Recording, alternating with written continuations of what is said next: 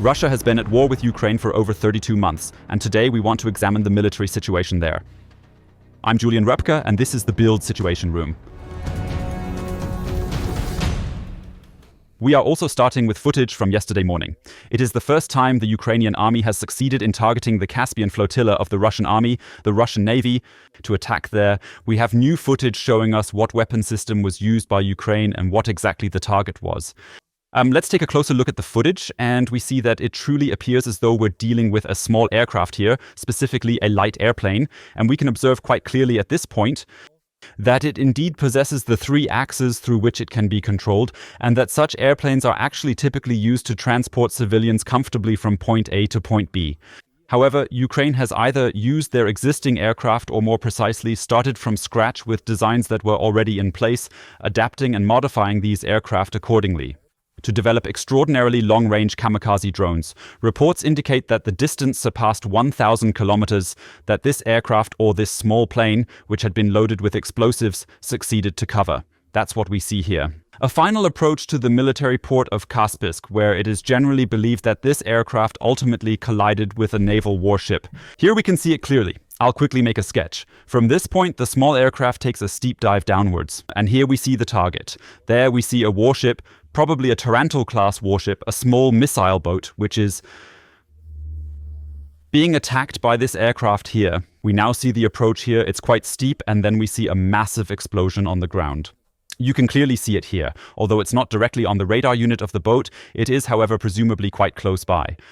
Because we are about to see additional footage where the crew is getting to safety. Here we can see it, and below, the officers. Here, for example, an officer who runs away, apparently seeing that the defense attempts back there, we can see it, by the way, if we rewind just a little bit. We observe a gun back there. There it is, a twin gun that has fired several shots into the sky, presumably just a short while ago. That didn't work, and unfortunately the small plane with its explosives crashes right in here, and then we witness the massive explosion.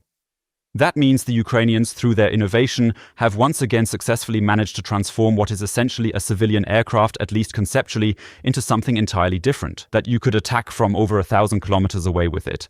And of course, you need quite a bit of high-tech to ensure the final approach, the target approach, the precise coordinates, and so on. Either it works with coordinates entered beforehand, or, and we don't know for sure, the Ukrainians actually monitored the whole thing via video until the last moment. Just monitored via a video link and have just seen exactly where they are, where they fly in, and exactly what they're targeting. We simply can't be completely certain about that. To really get a clear understanding, you would need relatively modern tech, like very advanced satellite communication systems and so on. It's still not entirely clear. We'll take another look at the map to clearly understand the full extent of the range. We've made the assumption that perhaps the plane might have originally taken off in the Zaporizhzhia region. We don't know for sure, but we do know that there are no airfields, no operational airfields at the front. Therefore, it must have been several kilometers away. And thus, it's well over 1,000 kilometers that the aircraft journeyed from Ukraine, originating from the free territories of Ukraine, spanning the entire front, and eventually heading towards Dagestan, moving in the direction of the Caspian Sea and ultimately making an impact close to Kazpisk. So, once again, regarding the details of yesterday's attack, a total of 4 of these aircraft were reportedly used. One was allegedly shot down. There's a video of an explosion, but you can't clearly see what was hit. And a military installation, a warship. And a different section of the port were allegedly hit. We stay in Russia for a moment, moving from the Dagestan region in the south of the country to the Kursk region in the west. And there we have additional new footage which demonstrates how the Russian army, along with the military forces, are enduring daily hardships due to the ongoing Ukrainian operation, which has been ongoing since the 6th of August. We have more footage of Ukrainian drones targeting and crashing into various Russian army vehicles in the area. Again, it's striking that these are not tanks or infantry fighting vehicles, but rather buchanka, such as military buses or simply off-road vehicles, or just very small loaders that are used by the Russian army to move from point A to point B here.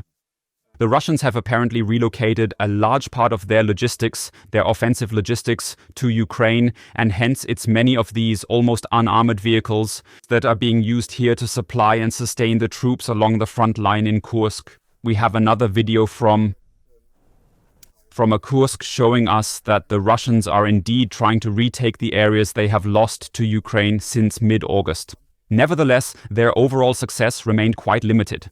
This specific video captured at Leonidovka illustrates yet again a Russian attempt to advance strategically along a road.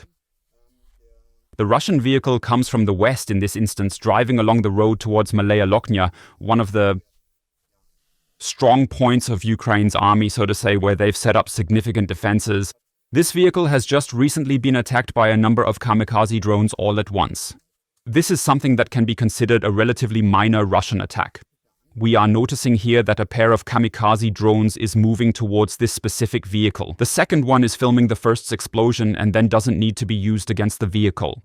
But if we compare the whole situation with what we see in the east of Ukraine, where sometimes 5 or 10 or 15 tanks move at once, then such offensive maneuvers by the Russians here are relatively pathetic. As you can see, once again, we need to pixelate this. There are not only the vehicles destroyed, but also the Russian soldiers here are left in the gray zone, roughly 3 kilometers from their own troops and about 1 kilometer from the Ukrainian troops, and are then successively killed by the Ukrainian kamikaze drones deployed here.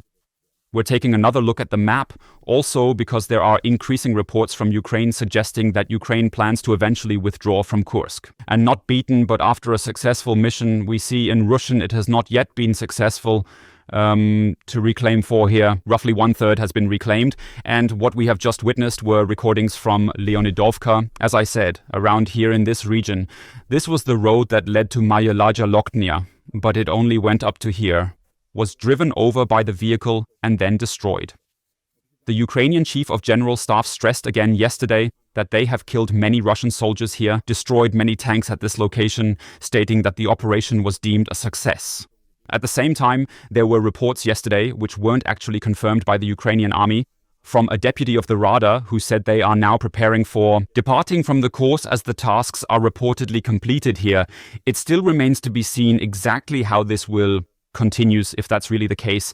In any case, the soldiers who were initially on the offensive here and had taken over an area almost the size of Berlin in August are now very much on the defensive. This defensive work can be done both in Russia and in Ukraine, and soldiers are urgently needed in the Donetsk region. We want to go to Donetsk now, so we'll continue heading south toward the southwest. Sadly, we must report new territory gains by the Russian army here. Let's first take a look at footage from the small village of Stepanivka. It's a really very small village, which is actually strategically extremely important. Here, we need to backtrack a bit. So there's a house that hasn't been fully destroyed yet. And here we see a Russian soldier who is coming out with a Soviet-style red flag and intends to hang it up shortly. The entire situation is extremely important because Stepanivka is positioned right next to the reservoir, with Kurakhove situated on the opposite side of it. You can already see the heating plant of Kurakhove quite well back here. This means the city stretches roughly here on the other side of the lake, is still held by Ukraine, and the Russians are trying to advance to Kurakhove from all possible sides and also move north of the reservoir here. We'll see it on the map in a moment. So these are the scenes at this reservoir where the Russians once again display their flag. They make sure to show soldiers too. It's quite vital to have captured this area. And we also see how the Russian Air Force did a thorough job beforehand by destroying all the connecting roads, essentially a whole network of dams over this reservoir. Here we see a dam that was destroyed, a bridge. And if we look further to the west, I think you can see it quite well here. You can also see the next dam here, which was also destroyed. There is also a hole in the middle of this dam. The Russians have taken actions to ensure that the Ukrainians' logistics become exceedingly difficult as they systematically advance on Kurakhove from 3 key directions: the north, the east, and the south. So we see the scenes here, and interestingly, the houses appear mostly undamaged. This represents one of the villages the Ukrainians are contending with due to this challenging situation along the blockade zone. You must decide whether to focus defense in the south or north, and where your houses won't be defended. Main defense line on the map shows that the Ukrainians likely withdrew quite effortlessly from these villages. And we have also seen repeatedly in recent weeks that Ukraine is trying to destroy as many Russian vehicles as possible between these villages, that is, between these small towns and villages around Kurakhove. They managed that too. Sometimes 10 or 15 vehicles were destroyed in a day. However, once the Russians manage to cover these 2 or 3 kilometers from one place to another and drive into the next location, it becomes very difficult for the Ukrainian army to continue defending here. Because then the overwhelming amount of material and men from the Russians becomes very evident. We have more footage also from the Kurakhove area, specifically from Antonivka, and they show us what it looks like when the Russian army has managed to cover the 3 or 4 kilometers and drive into another location. What we see here are 1, 2, 3, 4, 5 Russian tanks and infantry fighting vehicles that have managed to get into Antonivka and are now moving within the town, shooting extremely much around them. So we will now see numerous impacts in the houses on the left and right. They are firing at suspected Ukrainian positions. We also repeatedly see how the Ukrainians defend themselves and try to strike back with drones and artillery. Faced with such a convoy as massive as the one you can see here, it becomes quite challenging for the Ukrainian army to sustain its defensive efforts. Yes, and they are indeed very grim recordings that show how Antonivka was simply taken over by this massive column, crossing, making their way through the center of the town. This town has been under Ukrainian control for many years and has been on the front lines for quite a few months now. We can now see how the Russians are moving within the town, how they turn off the road and then drive cross-country.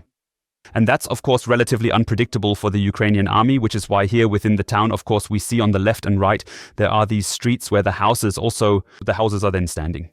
That they didn't lay any mines within the town itself. That means we see a lot of explosions.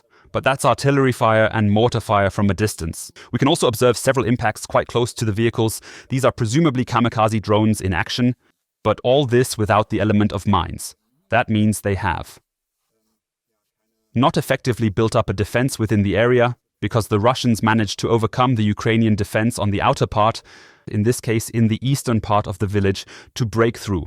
And now you can see here how the Russian vehicles have taken this road. I could let it run briefly, drive diagonally over here, take the next street, and continue moving further west within Antonivka. And at least in these recordings, there is no visible way for the Ukrainians to defend themselves against it.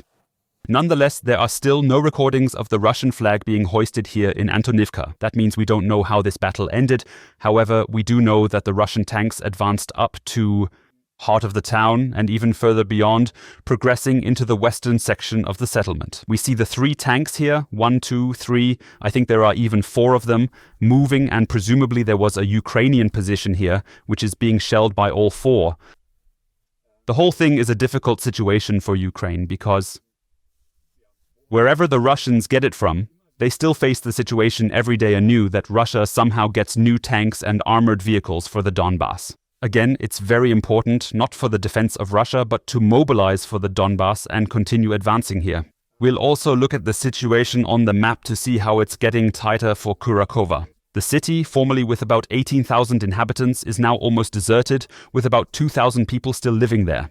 And the footage we just watched was from the area of Stepanivka. So here, where the Russian army is actively attempting to approach these dams to get closer to Beresky, a larger place there, and the other down here from Antonivka.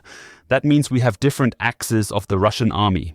We shouldn't overlook the fact that they keep continuing to try advancing towards Konstantinopolsky here. That means we have very different axes of the Russian army that are attacked every day. Also the main axis, of course, from Maximilianivka to Kurakhove, where the Russians also deploy many tanks every day, but so far they haven't managed to get into Kurakhove. And that means these 2 kilometers, about 3 kilometers between these 2 villages, have now become a real tank graveyard for the Russian army. Because as long as they move in open areas like roads, not.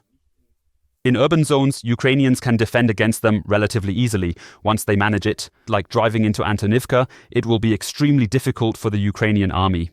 We intend to move a bit further north from Kurakhove to Liman, and here we see a defensive strategy by Ukraine that we have observed quite often, although it has achieved relatively little success. What we observe here is a vast forest near the area of Liman, known as the Serebryansky Forest.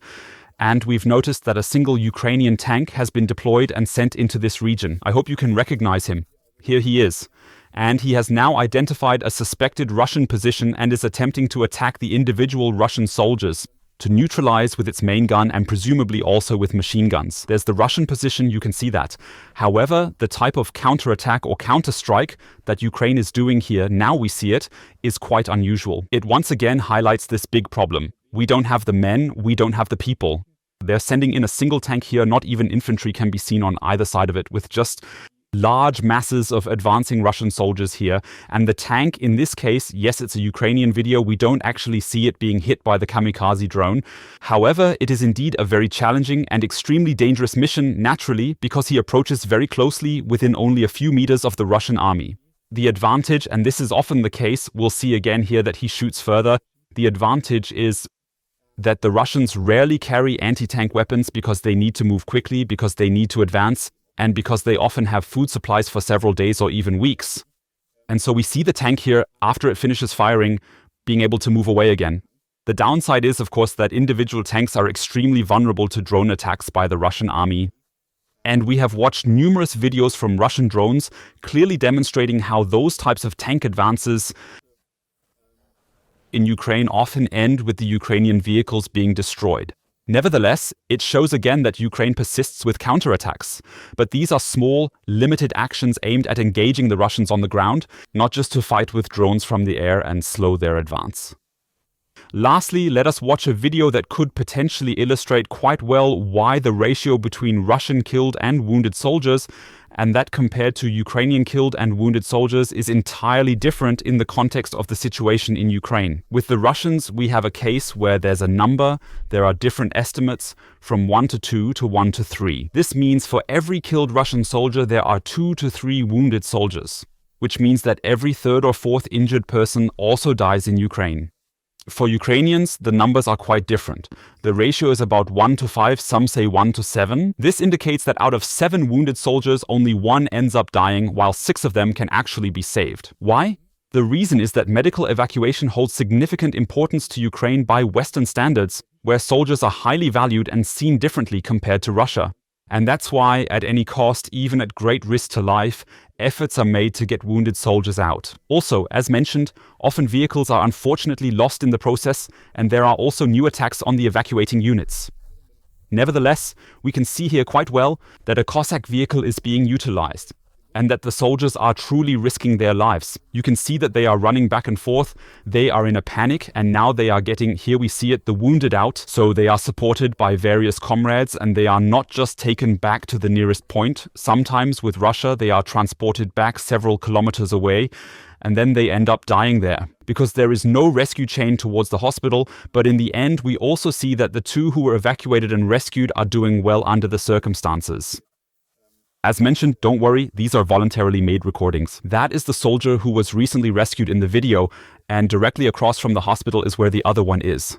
This means this existing rescue chain, the possibility or even the guarantee for the Ukrainian soldiers that they will not be abandoned, that it is indeed possible. When wounded at the front lines, the government and military are fully committed to their rescue efforts, ensuring they are able to continue living their lives even if they are injured. That's a big difference compared to the Russian side, where we often see from many indicators that it's very often a so-called one-way ticket, a one-way street. Russian troops going to the front are expected to head that way. That they are coming back is not planned from the Russian side, and that's a big difference. However, it must also be said on the battlefield, when we look at it over the past years, it is unfortunately also a major advantage of the Russian army, because there is less need to care for their own troops.